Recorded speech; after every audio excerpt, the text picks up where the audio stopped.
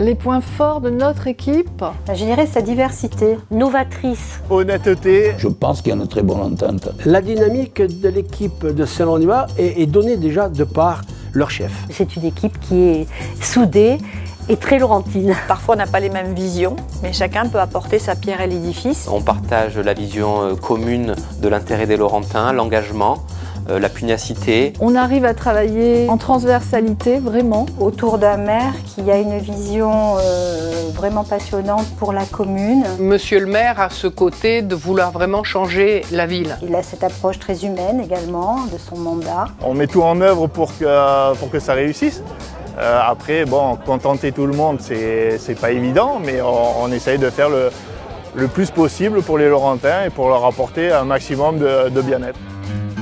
Je suis vice-présidente du CCAS, adjointe ensuite déléguée au handicap, à la santé et au logement, avec l'aide essentielle d'une collaboratrice élue qui est Geneviève Tellemont. Dès le 1er janvier 2015, nous avons créé un guichet unique handicap. Nous avons souhaité améliorer également Handiplage puisque nous avons mis un espace détente. Il y a eu également la semaine du handicap. Là, je suis aidée non seulement par André Guillot et par Florence Espagnol. Au niveau de nos seniors, qui pour moi sont un petit peu les chouchous quand même, nos nouveautés, ça a quand même été beaucoup d'animation. On fait quand même la semaine bleue. C'est une semaine qui leur est consacrée, qui commence et qui se termine par les fameux repas dits de Monsieur le maire. Nous avons quand même chaque fois presque 500 personnes.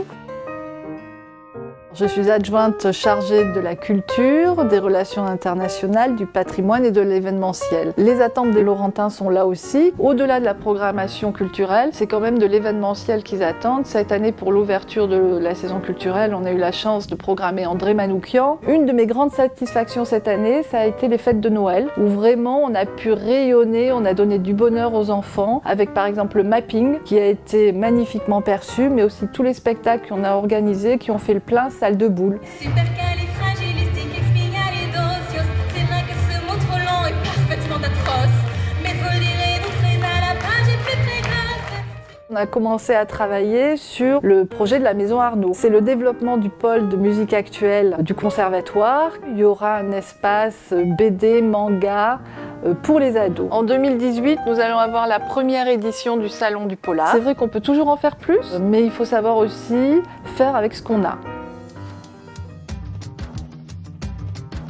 Je me suis engagé en politique, c'était par rapport au projet de M. Séguera. Je n'ai jamais fait de politique, c'est tout nouveau. C'est une grande découverte et c'est pas facile. Les difficultés, c'est surtout administratif parce que des projets, on en a beaucoup. Pour les réaliser, il y a un parcours vraiment très long et très difficile. Pas mal d'obstacles, un peu comme un parcours de sportif. Nous avons mis en place le sport santé. C'est une activité qui dépasse nos espérances. Nous avons mis en place les activités dans le bois des Pugets. Nous avons remis au goût du jour les boucles laurentines. Le problème de cette année, c'est que nous avions des projets de réalisation d'infrastructures. Mais bon, la piscine, malheureusement, nous a lâchés. C'est 3 millions d'investissements dans la rénovation. Donc voilà, il y a des priorités. On va recommencer à travailler là-dessus.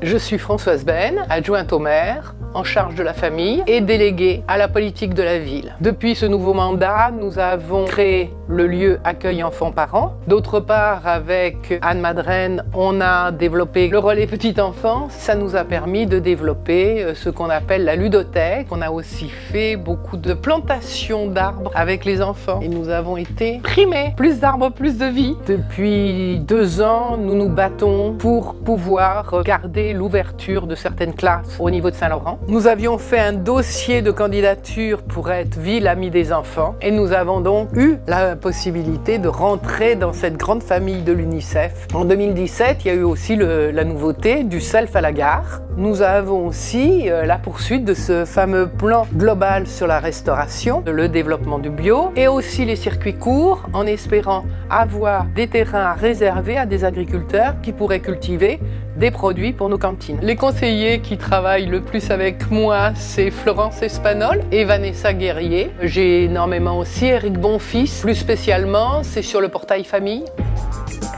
Donc je me présente, Besson Albert, adjoint à Saint-Laurent, et mes délégations sont les associations non sportives, les anciens combattants, le protocole et entre autres les cimetières. Les associations, bon, je les suis. Moi, mon rôle, c'est de les recevoir s'ils ont besoin de quelque chose, répondre à leurs demandes et leur donner satisfaction. Mais si je ne peux pas, il faut que je puisse leur expliquer pourquoi je ne peux pas. Elle est énorme, notre histoire.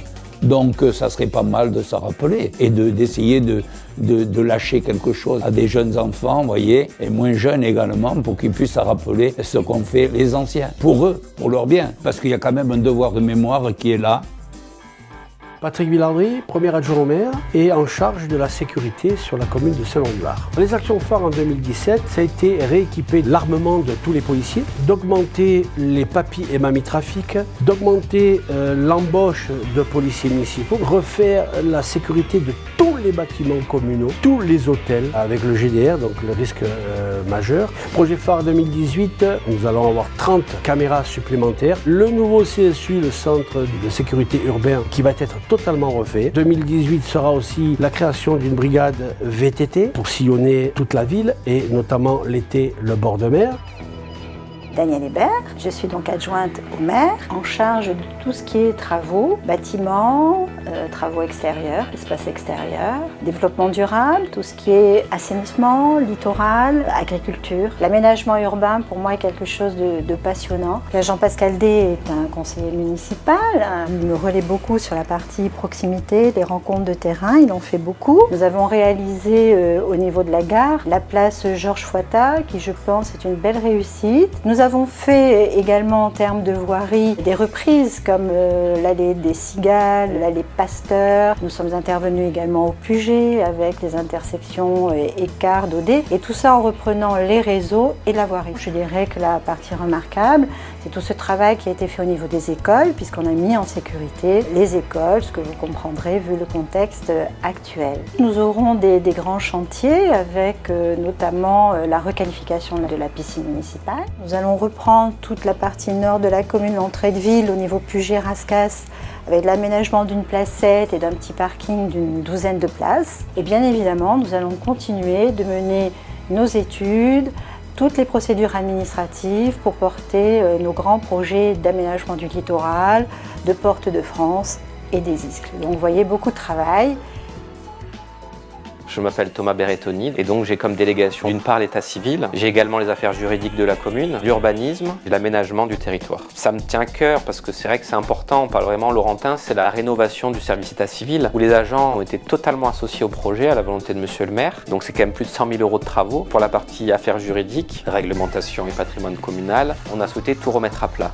C'est-à-dire qu'on a souhaité faire un inventaire précis de tous les locaux communaux de la commune, parce qu'avoir des réserves foncières, avoir du bâti qui ne servent à rien ou qui sont en très mauvais état, ça coûte de l'argent laurentin. On a fait un travail avec les services techniques, avec Danielle Hébert par rapport à cette question-là, et on peut aujourd'hui savoir exactement ce qu'on souhaite garder, ce qu'on souhaite rénover, ce qu'on souhaite vendre. Moi, il y a un projet qui me tient véritablement à cœur, c'est la question des transports en commun. Et donc depuis 2014, le maire se bat avec son bâton de pèlerin, il va à la métropole pour convaincre le président de la métropole et le reste des élus de la métropole de la nécessité de créer du transport en commun sur la commune. On a aussi un projet au Jacon, un projet d'aménagement paysager, où le maire souhaite vraiment sanctuariser une parcelle qui est déjà communale, mais qui est aujourd'hui laissée totalement à l'abandon.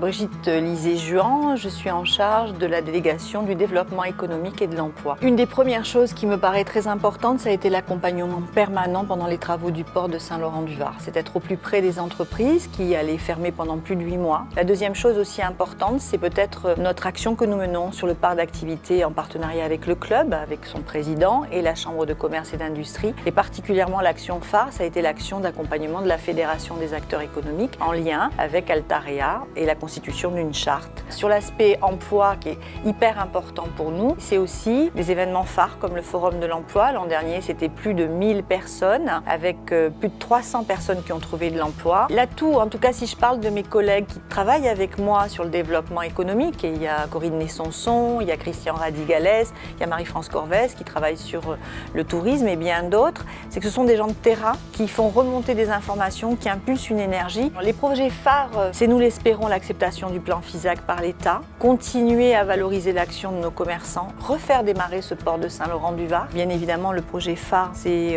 toute la prévision que nous faisons actuellement sur le Square Ben, puisque nous allons avoir 1300 m² de surface commerciale. Et déjà, des commerçants, des entreprises nous ont sollicité pour nous dire ça nous intéresse. Donc il y a plein de projets, plein d'envies.